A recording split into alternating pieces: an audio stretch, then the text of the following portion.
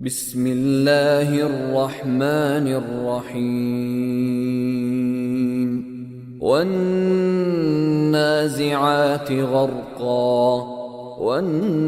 والناشطات نشطا والسابحات سبحا فالسابقات سبقا فالمدبرات أمرا يوم ترجف الراجفة تتبعها الرادفة قلوب يومئذ واجفة أبصارها خاشعة يقولون أئنا لمردودون في الحافرة أئذا كنا عظاما نخرة قالوا تلك إذا كرة خاسرة فإنما هي زجرة واحدة فإذا هم بالساهرة هل أتاك حديث موسى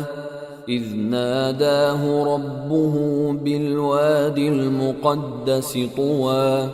اذهب إلى فرعون إنه طغى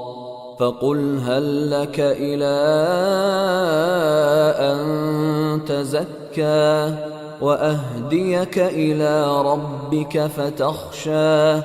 فأراه الآية الكبرى فكذب وعصى ثم أدبر يسعى فحشر فنادى فقال أنا ربكم الأعلى فأخذه الله نكال الآخرة والأولى إن في ذلك لعبرة لمن يخشى أأنتم أشد خلقا أم السماء بناها رفع سمكها فسواها وأغطش ليلها وأخرج ضحاها والأرض بعد ذلك دحاها أخرج منها ماءها ومرعاها والجبال أرساها متاعا لكم ولأنعامكم فإذا جاءت الطامة الكبرى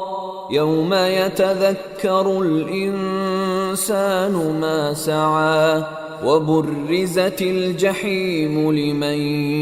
يرى فأما من طغى وآثر الحياة الدنيا فإن الجحيم هي المأوى وأما من خاف مقام ربه ونهى النفس عن الهوى فإن الجنة هي المأوى يسألونك عن الساعة أيان مرساها فيم أنت من ذكراها إلى ربك منتهاها إنما أنت منذر من يخشاها كأنهم يوم يرونها لم يلبثوا إلا عشية أو ضحاها